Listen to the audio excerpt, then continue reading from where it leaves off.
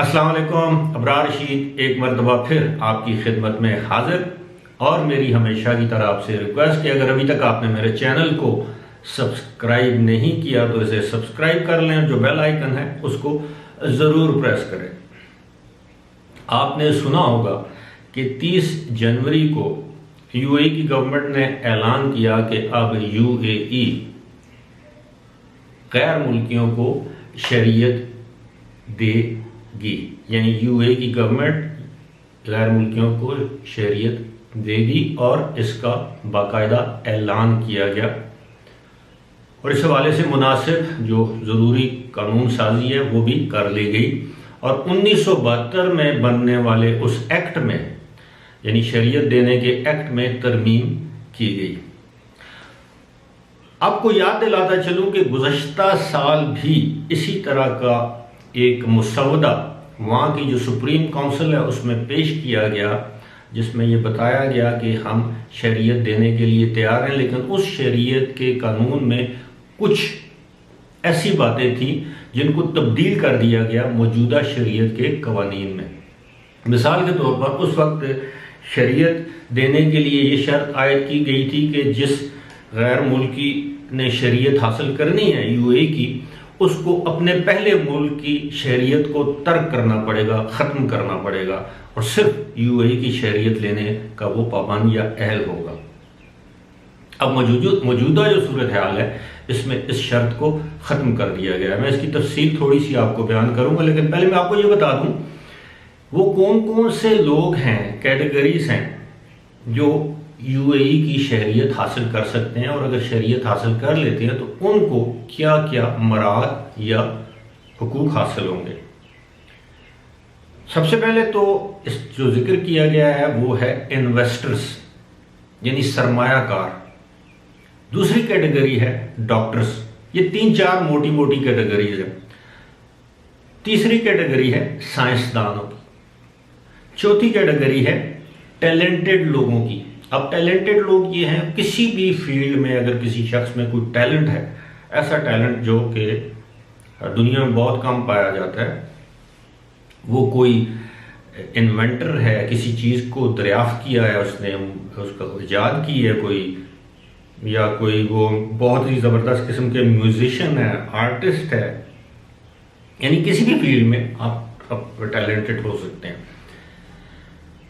अब बेसिकली जो उनका जो मतमा नज़र है वो है, जिसको वो टारगेट कर रहे हैं, वो है इन्वेस्टर्स, कि वो लोग जो एक मखसूस अमाउंट से ज़्यादा, मिसाल के तौर पे 10 लाख 20 लाख दरम से ज़्यादा इन्वेस्टमेंट करते हैं यूएई में, तो उनको शरीयत दी जाएगी। ना सिर्फ उनको बल्कि उनकी फैमिली को, यानी बीवी और बच्चों को। मतलब अगर मैं शरीयत के लिए क्वालिफाई करता हूँ तो मेरी बीवी और मेरे बच्चों को भी ऑटोमेटिकली शरीयत दे दी जाएगी।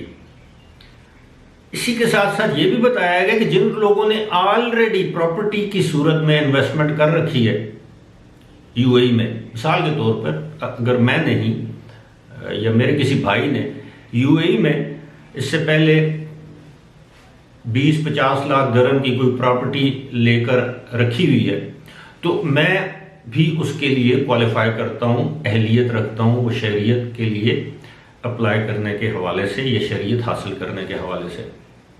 उसके अलावा डॉक्टर्स हैं। डॉक्टर्स के लिए ये है कि एक तो वो मुस्तनद यूनिवर्सिटी से फारग तहसील डॉक्टर हो और किसी साइंसी जिसे कहते हैं स्पेशलाइजेशन की हो। जिस तरह डॉक्टर्स में होता है ना कि फलां डॉक्टर है जी वो कार्डियोलॉजिस्ट है, वो दिल का स्पेशलिस्ट है, फलां जो है वो ऑन्कोलॉजिस्ट है, कैंसर का इलाज कर सकता है, और इसी तरह उसने, यानी उसके पास 10 साल का तजुर्बा हो और उसने स्पेशलाइजेशन किसी आलमी मुस्तनद अच्छी क्रेडिबल यूनिवर्सिटी से की हो।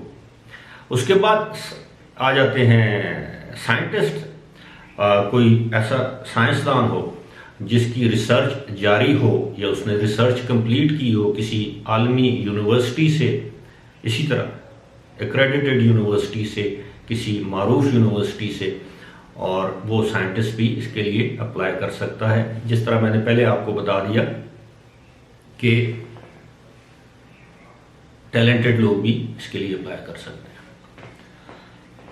अब इसमें जो असल सूरत हाल है वो ये है कि आपको मैंने पहले बताया था कि पहले ये था कि अगर आपके पास अपने मुल्क की मिसाल के तौर पर मैं अगर यूएई की मुत्तहदा अरब अमारात की शहरियत हासिल करना चाहता हूँ या हासिल कर लेता हूँ तो उसके बाद मुझे अपनी पाकिस्तान की शहरियत को तर्क करना पड़ता, यानी उसको छोड़ना पड़ता। अब इस कानून में तब्दीली कर दी गई है और बताया ये गया है कि अब ऐसा नहीं होगा।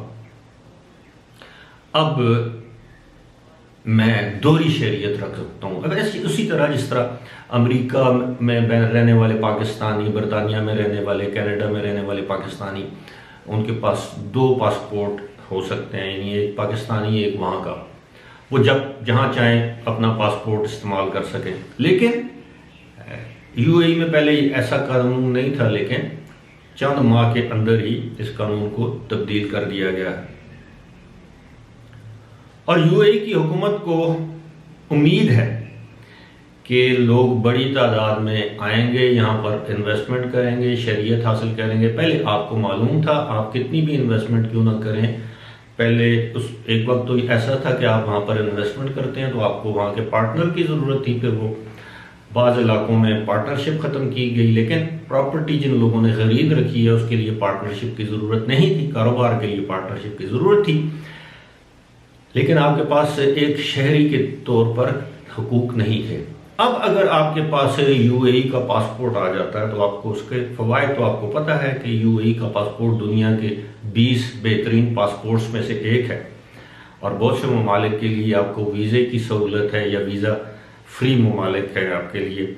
लेकिन जो असल सूरत हाल है वो ये है कि वहाँ की गवर्नमेंट चाहती है कि लोग बड़ी तादाद में, मैं सिर्फ पाकिस्तान की बात नहीं कर रहा, पूरी दुनिया से जो लोग हैं वहाँ पर आएँ और इन्वेस्ट करें। अब जहाँ तक बात है सूरत हाल है पाकिस्तान की, आपको पता है पाकिस्तान में बहुत से पाकिस्तानियों ने पहले ही अपना काला धन जो है वो यूएई या दुबई में इन्वेस्ट कर रखा है, प्रॉपर्टीज़ की सूरत में, कारोबार की सूरत में, किसी भी सूरत में। वहाँ के बैंकों में अपना सरमाया रखा हुआ है, वहाँ पर प्लाजे खरीद रखे हैं, वहाँ पर अपार्टमेंट बिल्डिंग्स खरीद रखी हैं, वहाँ पर होटल्स खरीद रखे हैं। और बहुत से सियासतदान भी इसमें, ब्यूरोक्रेट्स हैं, रिटायर्ड आर्मी ऑफिसर्स हैं, दीगर लोग भी हैं। अब उनके लिए सहूलत है। अब उनको क्या है, अब उनके पास वो किसी दिन जाकर अप्लाई करेंगे, वहाँ पर उनको दुबई या यूएई का पासपोर्ट मिल जाएगा। और एक और बात वो ये है कि पाकिस्तान में 5-10 करोड़ रुपया अरेंज करना आम मिडिल क्लास या अपर मिडिल क्लास के लोगों के लिए कोई बड़ी बात नहीं है। और वो क्या करेंगे, वो अब पाकिस्तान से बड़ी मिकदार में या तादाद में सरमाया जो है वो पाकिस्तान से जाएगा यूएई।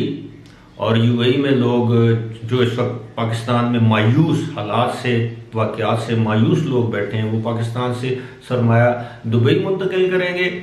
दुबई जाकर वो प्रॉपर्टी ख़रीदेंगे, उसके बाद उनको शरीयत के लिए अप्लाई कर देंगे। जब तक शरीयत नहीं मिलती उनको गोल्डन वीज़ा या रेजिडेंस वीज़ा मिल जाएगा, उसके बाद उनको शरीयत मिल जाएगी। अल्लाह अल्लाह खैर सल्लाह, पाकिस्तान में जो बचा हुआ सरमाया है वो मज़ीद यहाँ से उड़ान भर के यूएई चला जाएगा। और दूसरी जानब इससे पाकिस्तान में लोगों को हराम खाने या कमाने या रिश्वत लेने की या बदनवानी करने की मज़ीद तरगीब मिलेगी कि जब पड़ोस में एक मुल्क जो है वो हमें दे रहा है शहरियत। इसके लिए हुकूमत पाकिस्तान बड़ी परेशान है। वो परेशान इसलिए है कि वो चाहती है कि इस पूरे मामले को रेगुलेट किया जाए। रेगुलेट कैसे किया जाए, ताकि यूएई की गवर्नमेंट ये भी ऐलान करे कि जो भी पैसा वहाँ पर आएगा वो बैंकिंग चैनल्स के ज़रिए आएगा, हुंडी या हवाले या दीगर ज़राए से नहीं आएगा, ब्लैक मनी को कबूल नहीं किया जाएगा।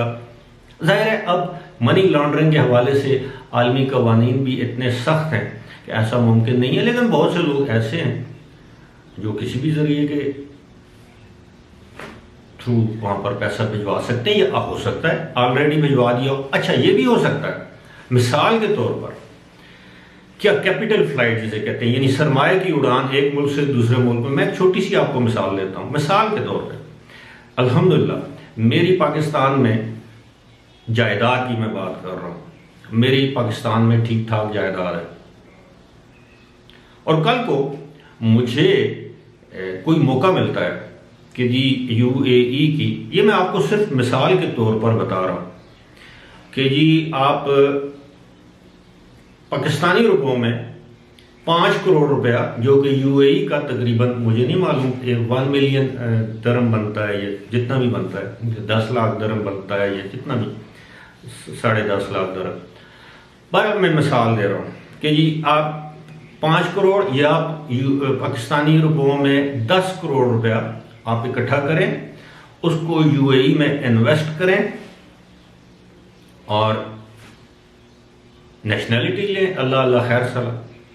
तो मुझे कौन रोक सकता है? मैं बैंकिंग चैनल के जरिए भेज दूंगा। मैं अपनी प्रॉपर्टी जो है वो बाकायदा, जो कि डिक्लेयर्ड है, कोई काला धन नहीं है, मेरी प्रॉपर्टी सरकार के यहाँ डिक्लेयर्ड है, और मैं अपनी प्रॉपर्टी को अगर मैं बेचता हूँ, फरोख्त करता हूँ, बैंक के जरिए ट्रांजैक्शन होती है, और मैं कहता हूँ जी मैं फलां जगह इन्वेस्ट कर रहा हूँ, तो मुझे गवर्नमेंट ऑफ पाकिस्तान तो रोक नहीं सकती। ये सारी सूरत हाल जो है वो पाकिस्तान के लिए इंतहाई तशवीशनाक है। और मेरे ज़राए बताते हैं कि अब हुकूमत पाकिस्तान इस बात पर भी यूएई से मुज़ाकरात कर रही है या बातचीत कर रही है कि खुदारा ऐसा इक़दाम न उठाएं जिससे पाकिस्तान की मईशत, आपकी तो डूब रही है, पाकिस्तान की मईशत भी डूब जाए। फ़िलहाल इसी के साथ मुझे दीजिए इजाज़त। खुदा हाफ़िज़।